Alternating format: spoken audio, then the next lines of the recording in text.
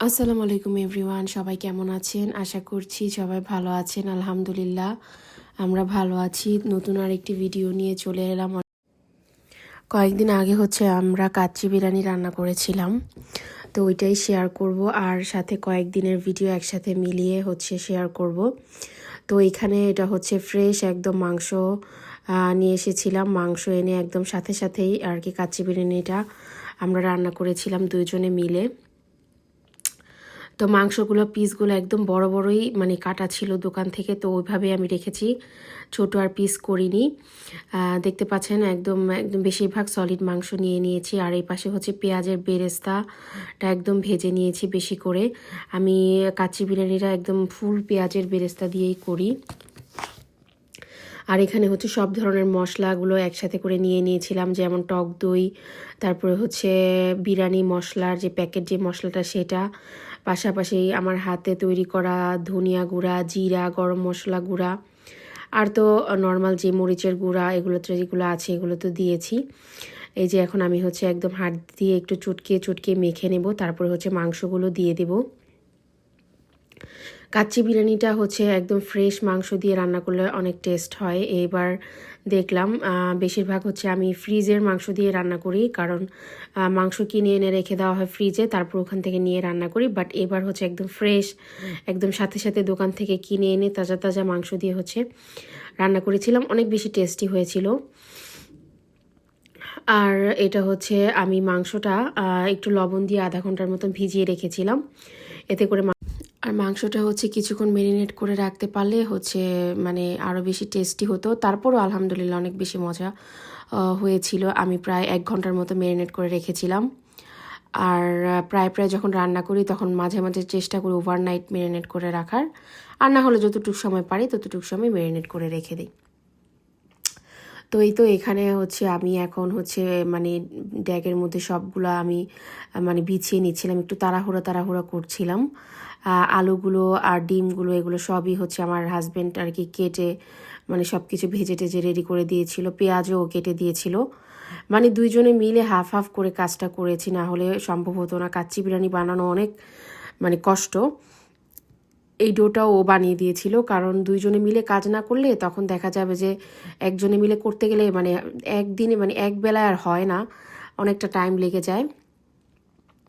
আর যদি আবার আগের দিন আমি প্রিপারেশন করে রাখতাম হাফ, যেগুলো কাটাকুটি এগুলো যদি করে রাখতাম তাহলে আবার পরের দিন পারা যেত। তো যাই হোক, কথা বলতে বলতে দমে ছিল প্রায় 1.5 ঘন্টার মতন বিরিয়ানিটা। আলহামদুলিল্লাহ বিরিয়ানিটা অনেক বেশি সুন্দর হয়েছিল আর খেতেও মজা হয়েছিল। এই যে দেখতে পাচ্ছেন খুব বেশি সুন্দর হয়েছিল বিরিয়ানিটা। এইটা তার পরের দিন, এটা ওই রাদোয়ারে আমার মেয়ের ফ্রেন্ডের বাসায় গিয়েছিলাম। তো ওইখানে ও আমারও ফ্রেন্ড, বাট ওকে সব সময় বলি যে তুমি এত কিছু বানায়ও না, রান্না করো না, বাট ও করেই করে।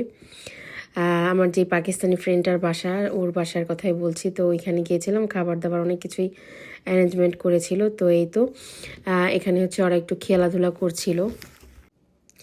আর এটা তার পরের দিন, ওই দিন আমি রান্না বান্না করার স্টার্ট করে দিয়েছিলাম। ওই দিন বেগুন ভাজি করব। বেগুনটা একদম কেটে চাকচাক করে কেটে লবণ মরিচ মেখে রেখে দিয়েছিলাম। তারপরে এই তো এখন ভেজে নিচ্ছি। আর সাথে করেছিলাম রূপচাঁদা মাছ ভুনা পেঁয়াজের কলি দিয়ে। রূপচাঁদা মাছ ভুনা, মাছটাও অনেক ভালো হয়েছিল খেতে। আর রান্না করেছিলাম ইলিশ মাছের মাথা কাটা, এগুলো দিয়ে একটা আলু দিয়ে একটা তেঁতুল দিয়ে টক রান্না করেছিলাম।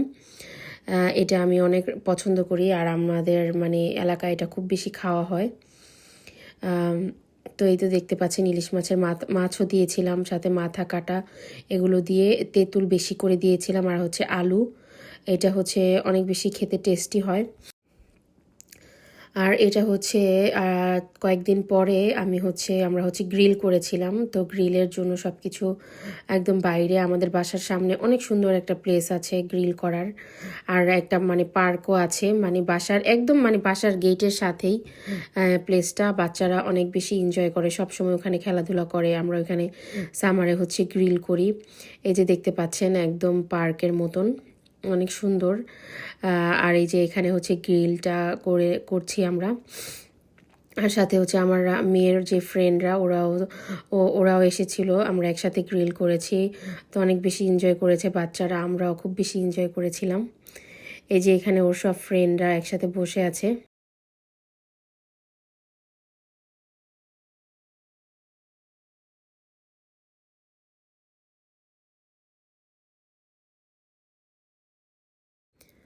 তো এই তো আমাদের গ্রিল হয়ে গিয়েছে, আর বাচ্চাদের জন্য হচ্ছে সসেজও করেছিলাম, আর ওদেরকে চিকেনও অফার করেছিলাম। তো কয়েকজন খেয়েছে আর কয়েকজন খায়নি। এরপরে আরও অনেকগুলো ফ্রেন্ড এসেছিল, মানে ওরা এখানে যারা বসে আছে তারপর আরও কতগুলো ফ্রেন্ড এসেছিল। আর এইটা হচ্ছে মানে আর পরের দিন আমরা হচ্ছে একটু বাইরে গিয়েছিলাম, যেহেতু আমার মেয়ের স্কুল বন্ধ, হলিডে চলছে, তো ওকে নিয়ে হচ্ছে একটু বাইরে একটু লাঞ্চ ডেটে গিয়েছিলাম, মা মেয়ে একসাথে এনজয় করেছি। তো এই ছিল আজকের ভিডিও, দেখা হবে নেক্সট ভিডিওতে। আল্লাহ হাফেজ।